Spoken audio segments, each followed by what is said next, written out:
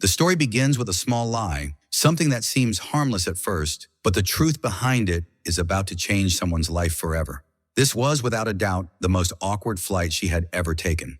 She had barely sat down when an old man started shamelessly flirting with her. Feeling uncomfortable, she quickly pulled a random guy nearby and pretended he was her boyfriend. Only then did the old man finally shut up. What she didn't know was, the guy she dragged was actually supposed to be in economy class. But when he boarded, he found a kid sitting in his seat, and that little devil even tossed a ball at him playfully. The guy was clearly irritated, though he hadn't exploded yet. Then suddenly, a flight attendant upgraded him to first class. Before he could even process what was happening, the beautiful woman, Annie, pulled him down beside her. But Carl didn't care about this weird turn of events. Instead, he was totally fascinated by all the functions of the first-class seat. Annie started regretting her decision almost instantly. Little did she know, this silly, awkward boy sitting beside her would one day warm her heart like no one ever had. The sky suddenly turned dark. Thunder crackled outside the window. Turbulence began shaking the aircraft violently. Annie's heart filled with fear, but Carl was weirdly excited. Trying to comfort her, he whispered that the chance of a plane crash is just 1 in 100,000.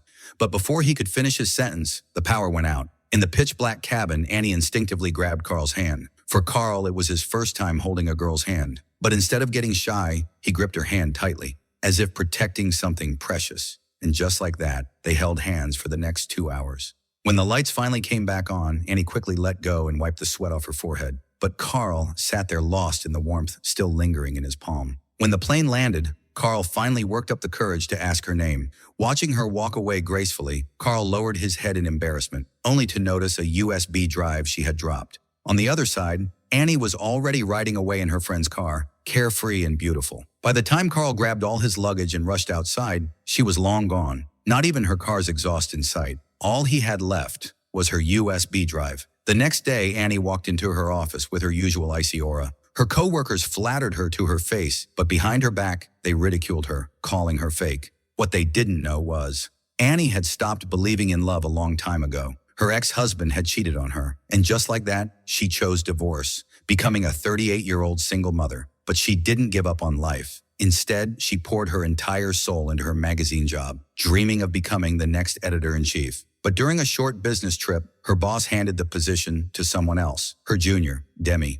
Annie couldn't understand why. Her skills were undeniably better. Her boss simply explained, Demi might not be as capable as you, but her bubbly and energetic personality lights up the whole company. Her bold, creative ideas are the future. You, on the other hand, are too serious, too obsessed with perfection. That's not what the younger generation relates to anymore. You're just not the right fit for the role. Hearing this, Annie didn't argue. She just buried herself even deeper in her work, trying to numb the pain. But as she sat at her desk, she suddenly realized her USB drive was gone. Panicked, she looked everywhere until she noticed a sticky note on the side of her monitor. It read, "Someone came by with something you lost, but you weren't here. They left their phone number."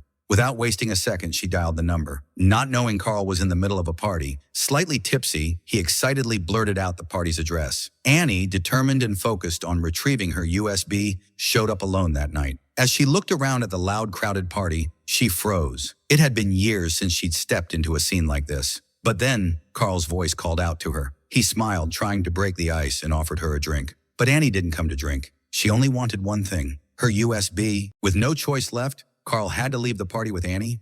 But when Annie saw his old pink scooter, she was a bit shocked. She didn't expect to ride that home. Still, looking into Carl's serious and sincere eyes, she quietly agreed. Annie had never ridden a scooter before. She didn't even know how to wear a helmet. Carl, seeing her struggle, quickly stepped in to help. But just then, one of Annie's colleagues walked by and saw them in a very close position. The way they were standing looked way too intimate.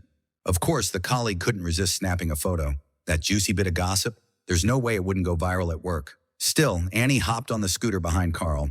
Even though they'd only met once, she somehow felt safe with this immature, sweet guy. After getting her USB drive back, Annie turned to leave immediately, but Carl clearly wasn't ready to say goodbye. "Annie, I was hoping maybe one day we could grab a coffee together.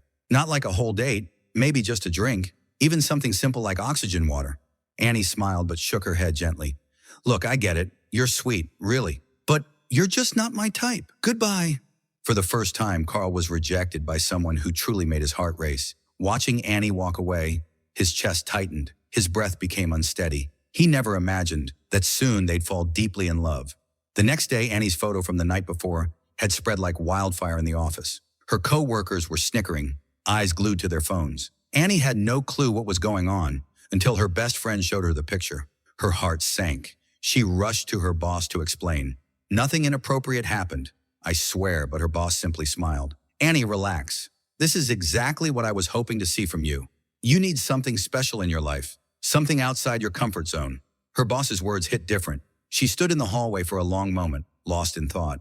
Ever since her messy divorce with that cheating ex, her world had only revolved around her daughter and work. She wasn't that wild, carefree girl anymore. That night, she cranked up her home speakers, poured herself a long-forgotten glass of red wine, and opened the wardrobe she hadn't touched in years. At that moment, she made a decision. The next day, Annie walked into Carl's university, alone. And the moment she showed up, every guy in the room stared in disbelief. Annie waved and said hi to Carl, and he stood there completely stunned. Her visit, totally unexpected. Carl was so nervous he barely knew what to do. But Annie's radiant beauty was now etched in his mind forever. They only spoke a few words, but she already set a date for the evening. Then she turned and walked away, leaving Carl standing there, smiling like a fool. That night at dinner, Carl saw a projection display outside the restaurant. Curious as ever, he started playing with it like a child. This time, Annie joined in too, laughing, carefree. The Annie everyone knew at work was changing. Even her colleagues were starting to wonder, what's gotten into her? At the top of a tall building, Carl finally told her when he first fell for her. A gentle breeze passed between them, and Annie couldn't help but smile her brightest smile. Their bond only grew from there. She didn't even mind riding that old pink scooter anymore. But one rainy night, Annie's sister called her. Carl sensed it was a private moment, so he stepped away, still holding the umbrella over her head. What Carl didn't know was that Annie's sister had set up a blind date for her. This man, her sister said, is successful, and he doesn't mind that you have a daughter. He's the perfect match. Come back quickly. You have to meet him. Annie panicked. She looked at Carl and lied. My daughter's sick. I need to go now. Carl didn't hesitate. He ran into the middle of the street to hail a taxi. In that moment, he didn't look like a boy. He looked like a man. Annie smiled, touched by his warmth. Enjoyed the story?